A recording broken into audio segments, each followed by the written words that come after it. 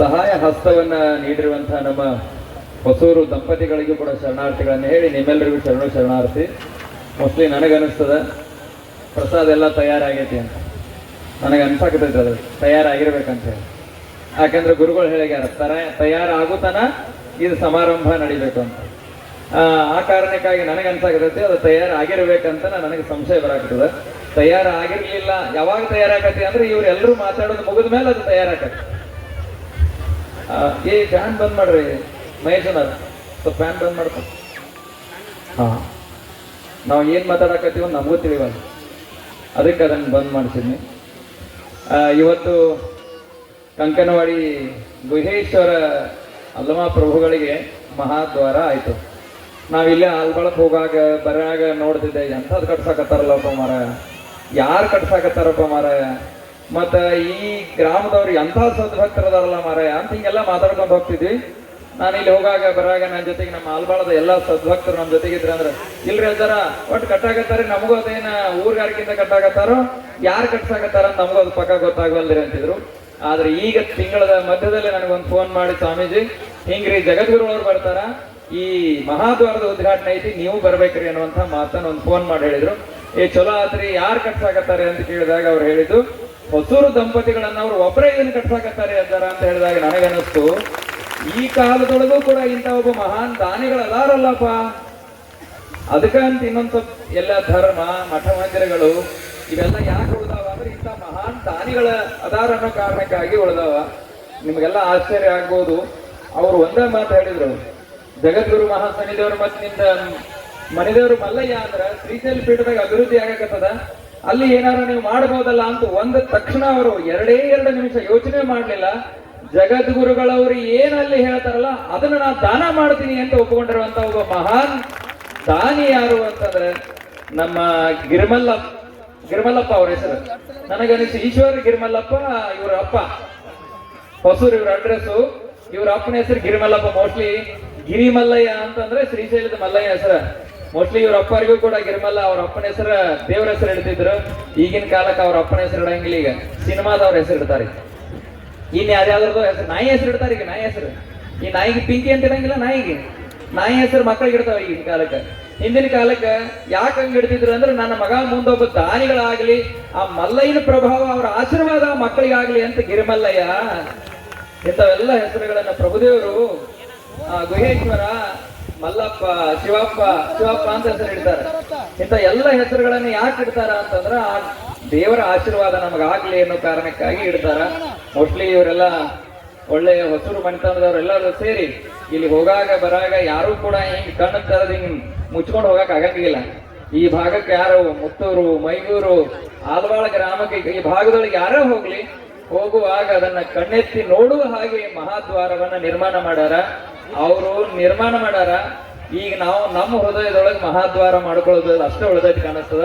Mostly ನೀವು ಕೂಡ ಇಲ್ಲಿ ಯಾಕೆ ಬಂದಿರಿ ಅಂದ್ರೆ ನಿಮ್ಮ ಮನಸ್ಸನ್ನ ಮಹಾದ್ವಾರ ಮಾಡ್ಕೊಂಡಿರಿ ಅನ್ನೋ ಸಂಬಂಧ ಇಲ್ಲಿ ಬಂದು ಕುಂತೀರಿ. ಇರ್ಲಿಲ್ಲ ಅಂದ್ರೆ ನೀವೇನು ಇಲ್ಲಿ ಬರ್ತಿರ್ಲಿಲ್ಲ ಏನೋ ಅನ್ನುವಂತ ಭಾವನೆಗಳನ್ನು ವ್ಯಕ್ತ ಮಾಡಿ ಹೆಚ್ಚಿಗೇನು ಮಾತನಾಡದೆ. ಯಾಕಂದ್ರೆ ನೀವೆಲ್ಲ ಬಾಳೊತ್ತಿಂದ ಕುಂತೀರಿ, ಮತ್ತೆ ಬಿಸಿಲಾಗೆಲ್ಲ ನಮ್ಮ ತಾಯಂದ್ರೆಲ್ಲ ಕುಂಭ ಹೊತ್ತಾರ ತಲೆ ಮೇಲೆ. ನಮ್ಮ ಸಂಸ್ಕೃತಿ, ನಮ್ಮ ನಾಡು ಇತ್ತಿತ್ತಲಾಗಿ ತಲೆ ಮೇಲೆ ಏನೇನೋ ಇಟ್ಕೊಂಡು ಅಡ್ಡಾಡಕತ್ತಾವ. ಆದ್ರೆ ನಮ್ಮ ಸಂಸ್ಕೃತಿ, ನಮ್ಮ ಭಾರತೀಯ ಪರಂಪರೆ ಅದಕ್ಕೊಂದು ಕಾರಣ ಅದ. ಸುಮ್ಮನೆ ತಲೆ ಮೇಲೆ ಕುಂಭ ಹೊರಂಗಿಲ್ಲ. ಇದಿಲ್ಲಾಗ ಏನೇನೋ ವಿಚಿತ್ರವಾಗಿರುವಂತಹ ವ್ಯವಸ್ಥೆ ಒಳಗೆ ನಾವೆಲ್ಲ ಹೊಂಟಿವಿ. ಆದ್ರೆ ನಿಮ್ಗೆಲ್ಲ ಗೊತ್ತಿರ್ಬೇಕು, ತಲೆ ಮೇಲೆ ಕೆಲವರೆಲ್ಲ ಸೆರಗ್ ಹೊತ್ಕೊಂಡಿದ್ರಿ, ಇನ್ನು ಕೆಲವರು ಹೊತ್ಕೊಂಡಿರ್ಲಿಲ್ಲ. ಅದು ಚುಚ್ಚಕತ್ತಿರ್ಲಿಲ್ಲ ನಿಮ್ಗೆಲ್ಲ ತಲೆ ಮೇಲೆ. ನಿಮಗೆ ಇನ್ನೊಂದು ಗೊತ್ತಿರ್ಲಿ, ಗುಹೇಶ್ವರ ಯಾರ ತಲೆ ಮೇಲೆ ಸೆರಗ್ ಇಟ್ಕೊಂಡು ಕುಂಭ ಹೊತ್ಕೊಂಡು ಬಂದಿರಲ್ಲ ಅವ್ರಿಗೆಲ್ಲ ಆಶೀರ್ವಾದ ಮಾಡ್ತಾನ. ಯವ್ವ ನಾ ಹೊತ್ಕೊಂಡ್ ಬಂದಿದ್ದೀನಿ ಚಲೋ ಅವಾಗ ಏನಾಗತ್ತಪ್ಪ, ನಾ ಹೊತ್ಕೊಂಡ್ ಬಂದಿನಿ ತಲೆ ಮೇಲೆ ಸೆರಗ. ಮತ್ ತಲೆ ಮೇಲೆ ಸೆರಗ್ ಹೊತ್ಕೊಂಡ್ ಬರ್ಲಾರ್ದಾರಲ್ಲ ಹೆಂಗ್ ಮಾಡೋದು? ಮತ್ತ ಅವಾಗ ಗುಹೇಶ್ವರ ಅಂದ್ರು, ಇದೊಂದ್ಸರಿ ಅದಾರ ನೀವು ಹೋಗಿ ಹೇಳ್ರಿ, ಅವರು ಮುಂದಿನ ಸರಿ ತಲೆ ಮೇಲೆ ಹೊತ್ಕೊಂಡ್ ಬರ್ಲಿ, ಅವ್ರಿಗೂ ಒಳ್ಳೆ ಆಶೀರ್ವಾದ ಆಗ್ಲಿ ಅಂತ. ಚಪ್ಪಾಳೆ ಹೊಡೆದವ್ರು ಯಾರು ತಲೆ ಮೇಲೆ ಸೆರಗ್ ಹೊತ್ಕೊಂಡ್ ಬರ್ಲಾರ್ದವ್ರಿ ಇವ್ರು ಯಾರು ತಲೆ ಮೇಲೆ ಸೆರಗ್ ಹೊತ್ಕೊಂಡ್ ಬಂದಿದ್ದಿಲ್ಲ. ಚಪ್ಪಾಳೆ ಯಾಕೆ ಹೊಡೆದ್ರ ಅಂದ್ರೆ ಅವು ನಮ್ಗೆ ಆಶೀರ್ವಾದ ಸಿಕ್ತೇವ, ಎಲ್ಲಿ ಶಾಪ ಕೊಟ್ಟಾನ ದೇವ್ರ ಅಂತ ಹಿಂಗೆಲ್ಲ ತಲೆ ಮೇಲೆ ಸೆರಗ್ ಹೊತ್ಕೊಳ್ಳೋದು ನಮ್ಮ ಸಂಸ್ಕೃತಿ, ಅದು ನಮ್ಮ ಸಂಸ್ಕೃತಿ ಸಂಸ್ಕಾರ. ಅದು ನಮ್ಗೆಲ್ಲ ದೊಡ್ಡವ್ರ ಮುಂದ್ಗಡೆ ನಾವು ತಲೆ ಮೇಲೆ ಸೆರಗ ಹಾಕೊಂಡು ಕುಂಭ ಹೊತ್ತು ಜಗದ್ಗುರು ಮಹಾಸನ್ನಿದೇವ್ರನ್ನ ಬರಮಾಡಿಕೊಂಡಿರಲ್ಲ, ಅದು ನಿಮ್ಮಲ್ಲಿರುವಂತ ಅದು ಸದ್ಭಕ್ತಿ ಅನ್ನುವಂತ ಮಾತನ್ನ ಈ ಸಂದರ್ಭದಲ್ಲಿ ವ್ಯಕ್ತ ಮಾಡಿ ಅಲ್ಲಮ ಪ್ರಭುಗಳು ಇಲ್ಲಿ ತಪಸ್ಸುಗೈದು ಅದಕ್ಕೆ ಗಡ್ಡಿ ಗುಹೇಶ್ವರ ಗಡ್ಡಿ ಅಂತಾನೆ ಅದಕ್ಕೆ ಹೆಸರು. ಅವ್ರು ಎಲ್ಲೆಲ್ಲಿ ಬಂದು ಹೋಗ್ಯಾರಲ್ಲ ಅಲ್ಲೆಲ್ಲ ಪವಿತ್ರವಾಗಿರುವಂತಹ ಕ್ಷೇತ್ರಗಳಾಗಿದ್ದಾವೆ. ಆ ಎಲ್ಲ ಮಹಾನುಭಾವರು ಅಂತ ಯೋಗಿಗಳು ಪುಣ್ಯ ನಾಡು ಇದು ನಮ್ಮ ಕಂಕನವಾಡಿ ಅನ್ನುವಂಥ. ಕಂಕನವಾಡಿ ಅನ್ನೋಕ್ಕಿಂತ ಅದು ಕಣಕಣದಲ್ಲೂ ಕೂಡ ಗುಹೇಶ್ವರ ಇರುವಂತಹ ನಾಡು. ಅಂತಹ ನಾಡಿನೊಳಗೆ ನೀವೆಲ್ಲರೂ ಪವಿತ್ರವಾಗಿರುವಂತಹ ಜೀವನವನ್ನು ಮಾಡಬೇಕು. ನಂಗೊಂದು ಖುಷಿ ಏನು ಅಂತಂದ್ರೆ ಈ ಊರು ಮುಂದ್ಗಡೆ ಮಹಾದ್ವಾರದ ಮುಂದ್ಗಡೆನೆ ಹೋಗ್ಬೇಕು ನಾವು ಆಲ್ಬಾಳಕ್ಕೆ. ಆಲ್ಬಾಳದಲ್ಲಿ ಕೊಂಡೂರು ಹೊರಗಿನ ಮಠದ ಒಂದು 6 ಎಕರೆ ಜಮೀನ್ ಅದ ಇಲ್ಲಿ. ಕೊಂಡೂರು ಅಂದ್ರೆ ನಮ್ಮ ಆಲ್ಬಾಳ ನಮ್ಮ ಮಠದ ಎಲ್ಲ ಶಿಷ್ಯ ವರ್ಗದವರು ಆಲ್ಬಾಳದಲ್ಲಿ ಇದಾರ. ನಾ ಇಲ್ಲಿ ಹೋಗುವಾಗೆಲ್ಲ ನಿಮ್ಮ ಭೂಮಿ ಎಲ್ಲ ಬಂದು ಹತ್ತವಲ್ಲ ನಮ್ಮ ಭೂಮಿಗೆ. ಇಲ್ಲೊಂದು ನಮ್ಮ ದೇಗೌಡರ ಒಂದು ಆಶ್ರಮ ಮಾಡಾರಲ್ಲ, ಅದ್ರ ಹಿಂದಿಂದ ನಮ್ದು 6 ಎಕರೆ ಜಮೀನು, ನಿಮ್ದು ಭೂಮಿ ಹತ್ತವ ನಮ್ಮ ಭೂಮಿಗೆ. ಇಂತಹ ಒಂದು ಅವಿನಾಭಾವ ಸಂಬಂಧ ಕಂಕನವಾಡಿಗೆ ಮತ್ತು ನಮ್ಮ ಕೊಂಡೂರು ಹೊರಗಿನ ಮಠಕ್ಕೆ ಅದ ಅನ್ನುವಂಥ ಮಾತನ್ನು ಈ ಸಂದರ್ಭದಲ್ಲಿ ಹೇಳಿ, ಅದೇ ಪ್ರೀತಿ ವಿಶ್ವಾಸ ಗೌರವಕ್ಕಾಗಿನೇ ನಮ್ಮ ಕಂಕನವಾಡಿ ಹಿರಿಯರೆಲ್ಲ ನಮ್ಮನ್ನ ಗೌರವಿಸಿ ಕರೆದಿದ್ದಾರೆ. ಇದೆಲ್ಲ ಕಾರ್ಯಕ್ರಮ ಇಟ್ಟು ಚಂದ ಆಗ್ಬೇಕಂದ್ರೆ ಕಾರಣ ಯಾರೊಬ್ರು ಬೇಕಲ್ಲ. ನಿಮ್ಗೆಲ್ಲ ಮಾರ್ಗದರ್ಶನ ಮಾಡಿ ಜಗದ್ರೊಳಗೆ ಕರ್ಕೊಂಡ್ಬರ್ದು ಇಷ್ಟೆಲ್ಲ ಶೆಡ್ಯೂಲ್ ಬಿಜಿ ಅವ್ರದ್ದು. 1 ನಿಮಿಷದಿಂದ ಕೈಯಾಗಲಿ ಬರೋಳು. ಅವರಿಗೆ 6 ತಿಂಗಳು ಮೊದಲ ಬುಕ್ ಮಾಡ್ಬೇಕ. ಆದ್ರೂ ಅವ್ರು ಎಷ್ಟು ಪ್ರೀತಿಯಿಂದ ಇಲ್ಲಿ ಗ್ರಾಮಕ್ಕೆ ಬಂದಾರ ಅಂದ್ರ ನೀವೆಲ್ಲ ಒಂದ್ಸರಿ ಜೋರಾಗಿ ಚಪ್ಪಾಳೆ ತಟ್ಟಬೇಕು. ಯಾಕೆ ಅವ್ರು ಇಲ್ಲಿ ಬಂದಾರ ಅಂದ್ರೆ ನಮ್ಮ ಮುತ್ತಿನ ಗಂತೆ ಮಾಡೋದಾದ್ರು ಅವ್ರನ್ನ ಬಿಟ್ಟಿಲ್ಲ. ಅವ್ರು ಮುತ್ತಿನ ಗಂತೆ ಮಾಡೋದಾದ್ರೆ ಏನ್ ಮಾಡ್ತೀರಿ ಗೊತ್ತಿಲ್ರಿ ಜಗದ್ಗುರು ಮಹಾಸನ್ನಿಧಿ. ನಮಗೆ ಕಂಕನವಾಡಿಗೆ 5 ನಿಮಿಷ ಯಾಕಲ್ಲಕ್ ಬಂದು ಹಿಂಗ ರಿಬನ್ ಕಟ್ ಮಾಡಿ ಉದ್ಘಾಟನೆ ಮಾಡಿ ಹೋಗಬೇಕ, ನಾವು ಬರಬೇಕ ಅಂತ ಹೇಳಿ ಜಗದ್ಗುರು ಮಹಾಸನ್ನಿಧಿ ಅವರಿಗೆ ಅತ್ಯಂತ ಒತ್ತಾಯ ಮಾಡಿದ್ದಕ್ಕಾಗಿ ಈಗ ನೀವು ಒಂದ್ಸರಿ ಇನ್ನೊಂದ್ಸರಿ ಅವರಿಗೆ ಚಪ್ಪಾಳೆ ತಟ್ಟಿ ನಮ್ಮ ಎಲ್ಲ ಸಂಘಟನೆ ಮಾಡಿ ಎಲ್ಲಾರನ್ನು ಕೂಡಿಸಿ, ಇದೆಲ್ಲ ಭಾರಿ ಕಷ್ಟದ ಕೆಲಸ ಅಂತ ಎಲ್ಲ ಸಂಘಟನೆಯನ್ನು ಮಾಡಿರುವಂತಹ ಮುತ್ತಿನ ಗಂಟೆ ಮಾಡಿದ ಅಜ್ಜವರು ಕೂಡ ನನಗೆ ಮಿಸ್ ಮಾಡ್ಬೇಡ ಬರ್ಬೇಕ್ರಿ ಅಂದ್ರು. ಯೋಗ ಇವತ್ತು ಬಹಳ ಮದುವೆಗಳದಾವ, ಹಂಗಾಗಿ ನಾನು ಇಲ್ಲಿ ಮದುವೆಗಳಿಗೆ ಬರ್ಬೇಕಾಗಿತ್ತು. ನೀವು ಆ ಕಡೆ ಬಂದ್ರಿ ಅಂದ್ರೆ ಎಲ್ಲರೂ ಕೊಂಡವ್ರಿಗಂತೂ ಎಲ್ಲರೂ ಬಂದಿರಿ. ಮುಂದೆ ಸಿಂದಗಿ ಸಾರಂಗ್ ಮಠಕ್ಕೆ ನೀವೆಲ್ಲರೂ ಬರ್ಬೇಕು ಅನ್ನುವಂಥ ಮಾತನ್ನ ಈ ಸಂದರ್ಭದಲ್ಲಿ ಹೇಳಿ, ನೀವ್ ಹೆಂಗ್ ಬರ್ಬೋದು ಅಂದ್ರ ಈ ಗದ್ರಿಗೆ ಹೋಗ್ತಿರಲ್ಲ, ಬಹಳ ಜನ ಗತ್ತರಿಗೆ ಭಾಗಮ್ ಹೋಗಿರಲ್ಲ, ಅದು ನಮ್ಮ ಮಠದ ಮುಂದ್ಗಡೆನೆ ಹೋಗ್ಬೇಕು. ಸಿಂದಗಿ ಸಿಟಿಯಿಂದನೇ ಮುಂದೆ ಗತ್ತರಿಗೆ ಊರು ಬರ್ತದ. ಆಮೇಲೆ ಗಾಣಗಾಪುರ ಅಂತ ಒಂದು ಊರು ಬರ್ತದೆ, ಅಲ್ಲಿ ಗಾಣಗಾಪುರ್ಗೆ ಹೋಗ್ತಾರೆ ಬಹಳ ಜನ. ಗಾಣಗಾಪುರ್ಗೆ ಹೋಗುವಾಗ ಅಷ್ಟ ಅಲ್ಲ, ಶ್ರೀಶೈಲಕ್ಕೆ ಹೋಗುದಾತಂದ್ರೂ ಕೂಡ ನೀವು ಸಿಂದಗಿ ಮೇಲೆ ಹೋಗ್ತೀರಿ. ನೀವೆಲ್ಲರೂ ಸಿಂದಗಿ ಬಂದ್ರೆ ಅಂದ್ರೆ ಬರೀ ಸಾರಂಗ ಮಠ ಅಂತ ಹೇಳಿದ್ರೆ ಸಾಕು, ನಿಮ್ಮನ್ನ ಕರ್ಕೊಂಡು ಅಲ್ಲಿಗೆ ಬರ್ತಾರ. ನೀವೆಲ್ಲರೂ ಮಠಕ್ಕೆ ಬರ್ರಿ ಅನ್ನುವಂತ ಮಾತನ್ನ ಈ ಸಂದರ್ಭದಲ್ಲಿ ಹೇಳಿ, ಮತ್ ನೀವು ನನ್ನಂಗ ಎಲ್ಲರೂ ನಾವು ಮನೆಗೆ ಬರ್ರಿ ಅಂತ ಕರೆದಿದ್ದೀರಿ. ದಾರ್ಯಾಗ ನೀವ್ ಹೆಂಗ್ ಕರೆದ್ರೆ ನಾವು ಹಂಗ ಕರಿತೀವಿ ಅಂತ ಹಂಗಲ್ಲ.